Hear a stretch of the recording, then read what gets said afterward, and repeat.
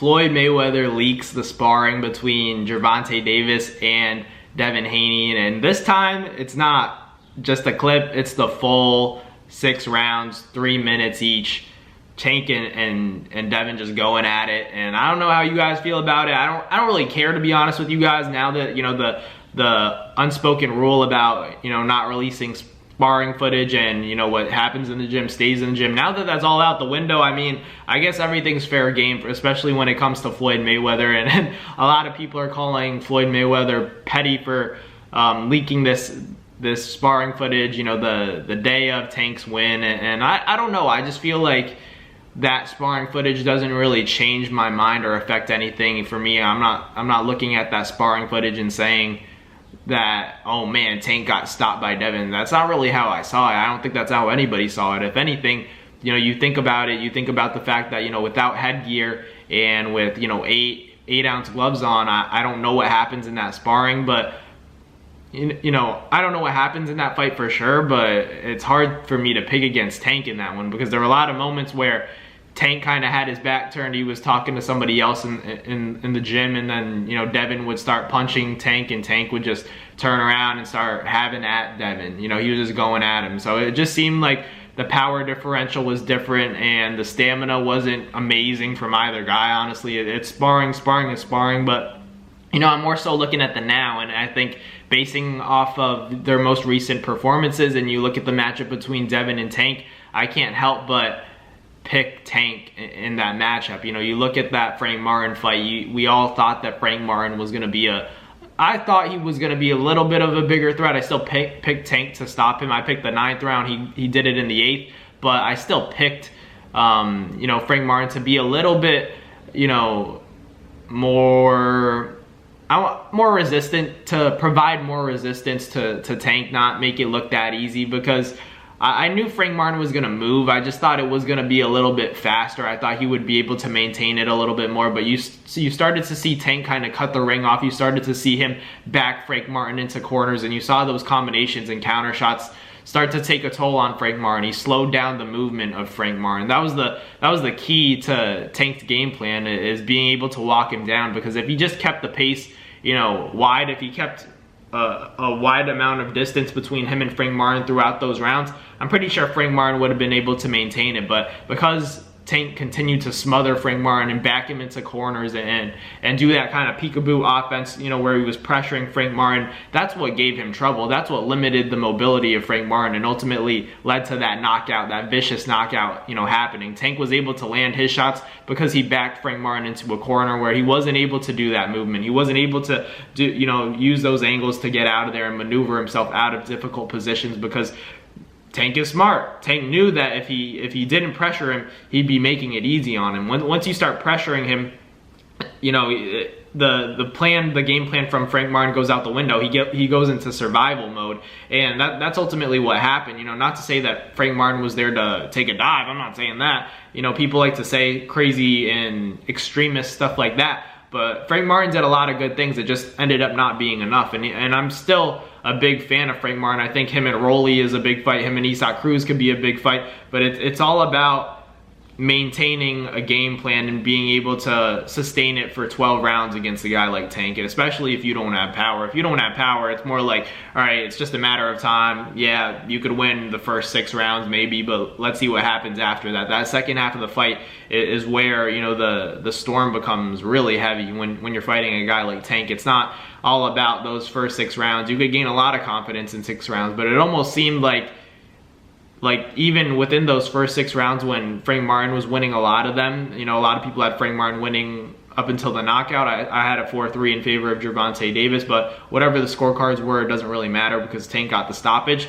But it's always a matter of time. It's always a matter of time. And Frank, even in those first rounds, didn't look comfortable. He looked like he had to be careful at all times. And you do have to be careful at all times. But he never seemed confident to the point where it's like he's in control. He was never really in control of the fight. So that told me it was just a matter of time. And Tank, you know, there was no real sense of urgency coming from Tank. He was calm throughout the duration of the fight, and that told me that he was ready. He was prepared for anything that Frank Martin had for him. You know, they talk about the sparring, they talk about how Frank Martin had success, and I know for a fact that he had some success. I know that he landed a clean shot in that sparring, but it didn't seem like it really hurt Tank, because if it hurt him in this actual fight, Tank would have had a little bit more respect for Frank Martin's power, but he didn't. He was walking towards him, and that just goes to show once again, if you don't have enough pop to get the respect of Tank, you're gonna be in for a long night no matter what. If you're a guy like T.O., you're a guy like Ryan, it's a little bit easier because not only is it the power, but you also have that physical size as well. So those are the matchups that are a little bit more intriguing when it comes to Tank, because these guys are bigger, they're stronger, and they can punch. So guys like T.O. and Ryan, those are the only two real threats in my opinion, because guys like Devin and Shakur, as good as they are, it almost seems like they could win a lot of early rounds. They could even, skunk Tank. They could be winning 6 rounds to none. But in that one round, in that 7th, 8th, and 9th round where Tank becomes an animal and he gets let out the cage and goes after you, that could ruin all your work. It's all about having that respect. Power is so important in the sport of boxing. As it could be more important than the boxing ability, because you could be a way better boxer than a fighter. If Devin and Haney and Ryan Garcia are only playing tag boxing, it's an amateur fight, I'd probably pick Devin every time. But because you can score a knockout, because you can score vicious KOs, I can't bet against that. I can't bet against the fact that Ryan might land a big shot. I can't bet against the fact that Tank could land a big shot against a guy like Shakur. So that's a big reason why I can't favor Shakur against Tank. As good as a boxer as he is, he might have a better defense than Tank. He might get touched less than Tank. I'm not sure that he can maintain that style of fighting for 12 rounds against a guy that has considerable power, vicious power, and if you don't have any yourself, he's gonna come forward. When Tank comes forward, it's really hard to stop that train, because it's like, all right, he's coming at me now. I don't know when he's feinting. I'm very reactive. Tank's a hard guy to fight, because it's not like he's just coming forward and throwing bombs. It looks like that. It may look like that, but he's also setting a lot of stuff up. He knows how to open your defense up. Seeing Tank come in at 33, more than a pound under, I think that also kind of made a statement. By coming more than a pound under 35, that showed like Ryan Garcia, guys like T.O., that those fights may not be in the near future, because Tank's making 35 comfortably, and why would he go to 40 and give up such a big advantage if he's still making 33? He could probably make 130 pounds if Tank wanted to, but he's fighting at 35. So honestly, Tank's giving us a treat by fighting at 35, because I really think he could stay at 30 and become undisputed, and then still have success at 35. But people are already talking about him going to 40 because he's dominating everybody else that he's getting in the ring with at 35. So it's just really interesting to watch Tank progress, and the way that he comes off a really long layoff, more than a year since we've seen that Ryan Garcia fight, and to handle Frank Martin the way that he did. I thought he was gonna do it, but to do it and look like that and get a vicious win like that, I thought it was gonna be closer to the 9th, 10th, 11th, and 12th round, and maybe even a decision. But Tank goes out there, ring rust or not. He even said that he felt a little bit of ring rust, but he still got an 8th round stoppage. I mean, that shows how good he is, honestly. To come off a strong and long layoff like that, and to deliver a KO as vicious as it was, that was something special. I think people aren't taking that to account, because that was the kind of performance that we get from fighters, regularly. Not from a guy that, came from jail. He obviously had that long layoff, dealt with a lot outside of the ring, comes back and picks up right where he left off. That's what was most impressive to me, because it's not easy. It's not easy, when people have all these expectations, and when they were doing that pre-fight interview, the last interview before they start the main event, Tank was, seemed a little bit less confident in my opinion. He was like, I don't know, I have to see if I got into his head, when I'm actually in the ring, we'll see what happens. I hope I can,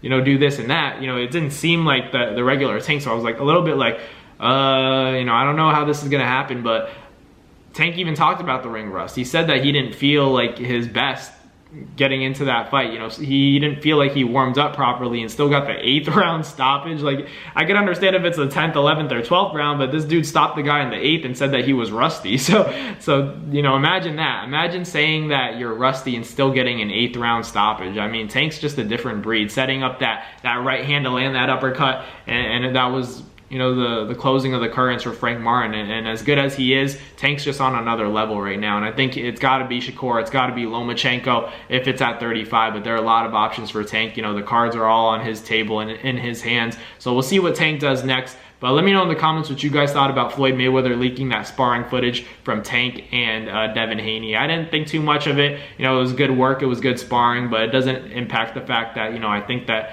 in a real fight with 8-ounce gloves, no headgear, I think Tank probably stops Devin, and that's me being respectful, because I like Devin as well. I just think that, you know, if he doesn't have the power to keep Tank away, it's just a matter of time, like all the other opponents of Gervonta Davis. But let me know in the comments what you guys think. Thank you guys for watching. Like, comment, and subscribe, and I'll catch you guys in the next video. Peace. That's going to do it for another NASFIGHT Media video, guys. Thank you guys so much for watching. It's been your boy, Matt Nabong, with another video. Hope you guys enjoyed it all. Thank you guys for the constant support. Salute to y'all always. It's been your boy.